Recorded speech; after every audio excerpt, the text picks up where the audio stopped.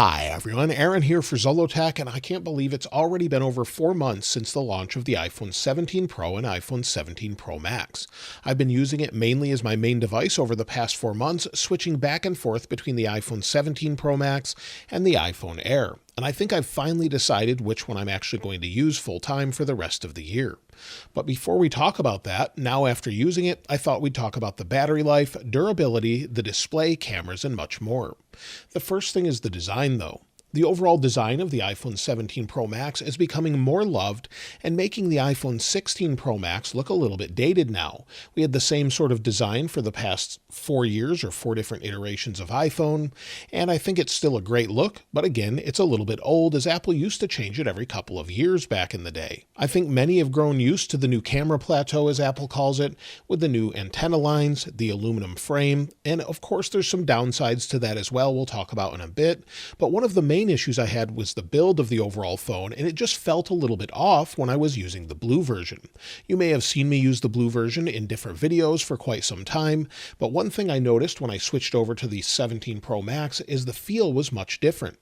And this may be minor, of course if you're using a case you won't notice this at all, but if we take a look at this indent here, or this glass that's laid into the back here, it's a little bit recessed under the lip of the aluminum. This is different than what I have on the 17 Pro Max in blue. On the blue one, it's actually raised a little bit, and as you move your finger around the outside edge, you can feel the glass. It's completely different than the 17 Pro Max in silver, where you can feel the glass is raised here on the blue one, but not on the silver one. So there's a very big difference there when you pick it up. It feels nice and smooth and feels a little bit more premium than the blue one I have. So I didn't realize that's actually a difference in there, and I'm not sure that you can see it on camera, but if I bring this up here, you can just feel there's a lip there on the blue one where you can't feel the glass at all on this one. So I'm not sure if you can see it's raised up just a little bit right there, and it's not on the silver one. I know this is very minor. Most people wouldn't care, but I don't use a case on my phone typically. I like the feel of it just like this, and I don't feel that piece of glass here, and it just makes it feel like it's built a little bit better. Now the camera plateau certainly accumulates quite a bit of dust, especially on the darker models like you saw here with the blue one. It gets quite a bit of dust around the lenses. That's pretty typical. We'll talk more about dropping them and possible damage in a little bit, but I think the design has really grown on me. I like the curvature of the edges, and I think it's very premium to hold. I don't think most people would be able to tell the difference between titanium and aluminum other than the temperature difference when you pick it up, but it is less squared off than what we had with the previous generation. But I think it's great overall now. Now, when it comes to the battery is one of the main reasons people pick up the 17 Pro Max. It has a great battery. It's a very large battery, especially if you don't have a SIM card in the United States, and it easily gets me through the day with one exception. When I was at CES, it was rough because there were so many people on the same cell networks, and it was a bit congested and always looking for signal in different areas of the convention. Oftentimes, I would have full bars or full signal, but then it wouldn't be able to connect, and there was just lots of issues, at least with T-Mobile and maybe some other networks as well. So lots of different issues due to congestion, but that's not really the phone's fault. That's just the congestion of so many people being there. Once I was back home, it works fine, and again, gets me through the day. So at the time of this video, it's 12:30 a.m., and I thought I'd share my battery life. So if we go into setting, battery health, this one is again a newer one I haven't used completely. It's got 7 cycles with 100% capacity. I never thought I'd be using this one, but I really like the silver color. But if we take a look at the overall battery usage here, you'll see I've been using it with iOS 26.2.1, and yesterday had 3 hours and 5 minutes of screen active time, 4 hours and 18 minutes of screen idle time, and used 64% of the battery. Now that may not seem like a lot, but after 3 hours of battery use on the iPhone Air, I was completely out of power. So using this and having half of my battery life left is pretty great, just to use that, get through the day and not worry about it. So other than maybe in a high congestion area or low signal, it's really pretty good when it comes to battery life.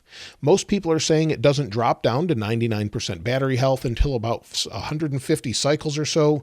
Between the different iPhone 17 Pro Maxes that I have, we're probably around 50 to 60 cycles, and I have even 70 or more cycles on the iPhone Air as I went back and forth, but had to charge it multiple times per day sometimes. So this has been really great to use. Again, very good battery life, especially when you're in an area with great signal. Other than the battery cycles I have on the silver iPhone 17 Pro Max, I did use the cosmic orange one for 16 cycles and also the blue one for 57 cycles. So I've used this quite a bit over the past 4 months, but just had the fortunate opportunity to switch between the different colors. So it's not something I would typically do, but this year I was sort of undecided and I don't typically return the phones or anything. So I decided to use the silver one, which I initially bought to be a camera as it's a 1 terabyte model. Now, as far as charging, I typically charge on a wireless charger on my nightstand using MagSafe, and I use a charging pad in the car that's cooled. So it's nice, it has a little fan in there once it activates to help keep things cool. It doesn't do a great job, but it definitely helps. But when traveling, I like to use a compact charger that can do it all, and one of the best ones is from today's sponsor, Anker, who's been a long-term partner of the channel. This is the new 25-watt max palm size 3-in-1 charger with active cooling. It's from Anker's most advanced fast-charging flagship Anker lineup. It utilizes Qi 2 25-watt charging to give your iPhone the fastest possible wireless charge to 50% in just 26 minutes while staying cool thanks to Active Shield 5.0 technology and active airflow cooling. This, of course, can help maintain battery health for longer periods, but the charger doesn't just charge an iPhone, it can charge an Apple Watch and AirPods along with iPhone all at once with one charger and one cable. It's great for travel, smaller than an iPhone, and it's super compact, but it's also great on your desk where you can easily rotate it to use standby mode, and with its adjustable hinge, you can move it from 0 degrees to 60 degrees, and it stays where you want with its high precision hinge. And it's not just some random charger, but carries the Qi 2 25-watt certifications and made for Apple Watch certifications. Anker's new products are some of my favorites, so be sure to check them out for yourself with the link in the description below. Now, when it comes to the cameras are some of the best cameras we've ever had on an iPhone. In fact, I would say they're probably the best for video, maybe not the very best for photos, but they're still great either way. It's excellent this year and can be easily used for YouTube videos like this, TikTok, or whatever you want to film. In fact, I often film with this when I'm on the go if I need something to film with. I've filmed different videos you've seen on the channel with it, and it's worked really great, and no one even noticed that it was different from my normal cinema camera that I typically use. Now, if we go into the camera, one of the things I don't typically use is the newer features with ProRes. I find that the H.265 is good enough, and if we switch over to video mode here, 4K 60, 4K 120 works fine without overheating, no real issues. And of course, if we spin this around, we can switch to the dual video mode here, and of course use this while I'm talking on the screen at the same time. So if I go ahead and hit record here, now we're recording directly from the iPhone 17 Pro Max. You can hear what the audio is like, the microphones, even without an external microphone. And of course I can show you something in front of me, such as this 17 Pro Max in blue. So the cameras are excellent, and I think anyone starting out on YouTube, this would be a great choice. Even the regular base 17, especially the front-facing camera being the same, is a great option for this. Now, if we stop the recording, of course, if we turn this back off, so with the front-facing camera, if we spin it around, of course, we can go into landscape this time as we have more of an open gate style sensor. This is something I think we'll see soon on different manufacturers' phones. It's the way to go, having the option to just hold it vertically. And then, of course, you've got dual capture and all those other features.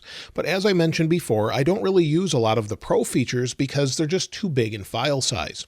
ProRes RAW, those sorts of things are great. Apple Log 2, Genlock, they're great if you need them, but for day-to-day use, H.265 is fine. And again, most people won't notice the difference, especially if you're posting on YouTube. So this is just a great camera package overall. Now, I do find one thing that I use on this that I thought I wouldn't really miss on the iPhone Air is the ultra-wide camera. That's something I utilize more than I thought. I don't really use the telephoto zoom. I do use 2x from time to time, but I don't use the 4 and 8x options really at all. So they're helpful to be there, but I really just need 2 cameras. And I think if the iPhone Air had that, along with maybe dual speakers and a bigger battery, it would be one of the best phones ever made. But at this point, the 17 Pro Max cameras are really where it's at when it comes to recording video regularly and taking photos. Now let's talk about durability and scratches, as that's something that many people are concerned about this year with these phones. Now, fortunately, I have all 3 different colors this year, and I wanted to share some of the scratches that I have. I've mentioned in videos before that the orange version, or cosmic orange, actually fell off of a tripod and got a little ding on it. So I wanted to share that. I'll show you the one on the display here. Now, like I've mentioned in other videos, I dropped this off of a tripod from about 3 to 4 feet. It was just leaning on the tripod. It wasn't secured in. I thought it was fine, and it fell off directly onto rocks into some gravel. And the only damage was this little nick on the display here. That's a testament to the newer upgraded ceramic shield. And the only other thing is a little nick in the frame. I'll show you with macro mode in just a moment. But the display is held up extremely well. The same is true on the other one, the blue one. There's not a single scratch on it that I've been able to find. Nothing whatsoever, just a few smudges from fingerprints, but there's not a single scratch, not even micro scratches that you see in sunlight. So this is way, way better than what we had in previous years. For example, my 16 Pro Max from last year that I used regularly, we have some scratches at the bottom, and this one held up better than previous years, but the new one holds up even better than that. But let's switch to macro so I can show you some of the damage that we have, as people are very concerned about maybe durability around some of the anodized coating and aluminum. Now within macro mode, if we take a look at the iPhone 17 Pro Max in Cosmic Orange, you'll see a little bit of a nick right there at the end of my finger. So that's just from falling on rocks, not anything else. It's held up really well. The only other thing I have is with the blue version of the iPhone 17 Pro Max, there's a little bit of a scuff around the camera. This is not unusual from year to year for me. For example, with the 16 Pro Max, you'll see here it has the same thing. This is just from setting it down on a table, placing it in my pocket, putting it on a desk. That's all I do with this, and that's what we've got as far as the scuffs go. So that's what made the difference there. And then on this 17 Pro Max in blue, you'll see a little bit more scuffing here. Again, this is just from setting it down. So it definitely can wear a little bit. This is so light that you don't really notice it in most situations. Of course, a case would prevent this, but I really like the feel of the phone without it. And then if it does get damaged, I can bring it into AppleCare. But on the back of this iPhone 17 Pro Max in blue, not a single scratch whatsoever, maybe a little line here from setting it on the table. But it's really held up very, very well. On the silver version, there's nothing on it whatsoever. It hasn't been used as much, of course, and you can see here, it looks brand new. So durability-wise, it's much better than I think most people report if you take care of your phone. Some people have reported discoloration on the Cosmic Orange one. I'm not sure what they're using on the back of it. I've cleaned this with quite a few things with no issues whatsoever, but it hasn't had an issue for me. The same is true with the blue one, and I've even banged it against MagSafe chargers and everything else, and really it's not an issue for me. I think it would take more abrasiveness to actually scuff that more, but if you're prone to dropping your phone, of course, then you would want a case. As far as the display, it's the best iPhone display ever. I can say that confidently after using it for months. Even switching from the iPhone Air back to this, for some reason this just seems a little bit more vibrant to me. I'm not sure what it is. They should be the same displays. They both go up to 3000 nits. And of course, in very high brightness situations, this one just performs great. Compared to previous iPhones, you can keep it at the highest brightness levels and it never dims, even due to heat. So in the summer or at the end of September, I was using this in an event outside. I've mentioned this before. It was over 90 degrees Fahrenheit and it was no problem whatsoever compared to my brother's phone that actually started to dim. So it was easy to see and not an issue outside, and supposedly the next one's supposed to be even brighter. Of course, the other reason it's one of the best is because of PWM support. I've mentioned this before, so that's how the phone actually controls brightness. It flickers faster or slower. It can cause you to feel nauseated or just give you eye strain and just not well in general, but they now have an option for it, display pulse smoothing. So if you turn this on, it turns off PWM and makes it much easier on your eyes. Whether or not it actually affects battery life is hard to say. I've always had it on, and I haven't really noticed a difference though. But I'm just glad they finally listened, and hopefully that will be on all future iPhones. When it comes to heat and thermal management, well, again, this is something they've greatly improved. Not only the display staying bright, but if you're recording video, again, it continues to do that without overheating. And the thermal signature is super nice when it's actually using it because it dissipates the heat across the phone. So because it's an aluminum frame, it can dissipate that heat out, but also because it has a vapor chamber, it gets rid of it and continues to work really well. So with the phone sitting idle, it's sitting around 29 to 30 degrees Celsius on the back, not really doing a whole lot here, but this just gives you an idea of the thermal signature. If I go ahead and run benchmarks, I've shown this in other videos. So now that it's running benchmarks, if we flip it back over here, you can see the heat signature is a little bit different as it's getting a little bit warm right over the processor, but really handling the heat without a problem. So it just sort of dissipates that heat out and never really heats up as much as the other phones did. So with benchmarks complete, we have 3,811 for single core, 9,514 for multi-core. This would improve quite a bit. Usually if you run it a couple times, you can get over 10,000 for multi-core, but it's well within the margin of error, and this doesn't really show the experience of the phone, which has been great. Thanks to the new A19 Pro chipset that you can see here, along with 12 gigs of RAM, it really just flies in most applications. And now it has been let down a little bit by iOS 26 with some of the animations, things going a little bit slower, but on the 17 Pro, 17 Pro Max, it's just fluid and fast all the time. Thankfully, with the latest updates with iOS 26.2.1, it seems to be much better. Battery life may need to improve a little bit over time, but I think it's getting through the day, like I mentioned before, without an issue, and just doing everyday tasks, whether it's going into music, going into podcasts. We'll just download now, we'll go back over, maybe we'll go into Translate, then we'll go back out, and if we go into a game or maybe go into Apple TV, everything just works like you would expect from an Apple product. It's very fast and fluid. You'll see it's filling in there, no problem. Everything's just super fast. Of course, if you play games a lot, it's the fastest one out there and maintains higher frame rates for longer periods of time, thanks again to that new processor and vapor chamber. So I think the one thing that can be frustrating is keyboard lag that people still experience on the latest phone. So this is the iPhone 17 Pro Max.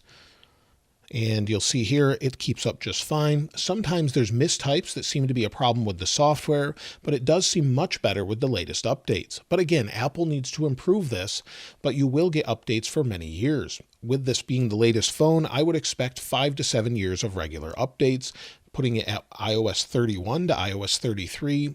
And of course, Apple just recently updated iPhone 5S after 12 years to help it continue to use iMessage and FaceTime. So Apple really pays attention to that, keeps their devices running, despite some people saying they slow them down. I think it's just iOS 26 lack of optimization here. So that's something that's a bit of a disappointment. I think it will get better as Apple continues to focus on reliability, stability, and just overall usability. Now, when it comes to future updates and whether or not it's worth upgrading this phone or not, I would say if you have an iPhone 16 Pro Max and you're happy with the experience, I'd probably wait and not upgrade. At this point, we're about almost halfway through the year, and we'll start to see newer phones, and there's a rumored folding phone coming out as well. The iPhone 18 models are expected to largely look the same, possibly with different color options and some camera upgrades. So at this point, if you can get it for a great deal, it's worth upgrading, especially if you're on an older phone. Maybe you've been holding out for years. You're on an iPhone 14, an iPhone 12. You'll be very pleased with how fast this phone is, how good the battery is, how great the camera is. And even though it's aluminum and some people are concerned about that, I still think it feels premium. At least it does to me anyway. I've been through every single iPhone ever made, and the iPhone 6 probably felt the cheapest, along with the iPhone 3 and 3GS. Those were plastic, maybe the 5C as well. This one feels pretty good, but if you ding it up, of course, then you're going to notice.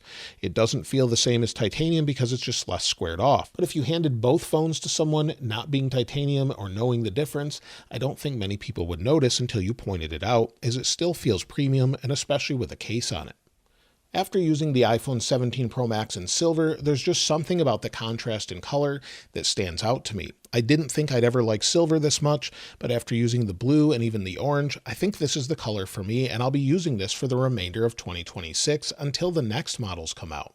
I love the iPhone Air. It still feels like the future. I love the thinness of it, but it's just lacking a few things that I really need. I like the larger display. Maybe that's because I'm a little bit older and want a larger display. I'm not sure. I like the dual speakers. However, they don't matter as much to me unless you're holding it in landscape. And I also like the larger battery when I'm traveling. That's a big plus for me. And of course, I can use the MagSafe battery pack, but using the MagSafe battery pack puts it at thicker than the iPhone 17 Pro Max. So I'd rather just bring one phone along with me instead of the battery pack itself. Now, of course, we have that wide-angle camera, again, that I didn't think I'd need as much, but I do appreciate. I don't necessarily need that all the time, but that's why I'm sticking with the 17 Pro Max this year. I really like the Air. If they add an additional camera, add a larger battery and another speaker, I think that would be a hit, and I'll definitely use it. But at this point, I've switched back, and this will officially be my phone for the rest of the year, even though I love the 17 Air or the iPhone Air. So that's it for the iPhone 17 Pro Max, probably until a 6-month follow-up or so, and then maybe a 1-year follow-up after that. Let me know what you think of the iPhone 17 Pro Max. Which color did you choose? I'd love to hear from you in the comments below. And of course, I'll link this wallpaper in the description like I normally do. If you haven't subscribed already though, please subscribe. And if you enjoyed the video, please give it a like. As always, thanks for watching. This is Aaron. I'll see you next time.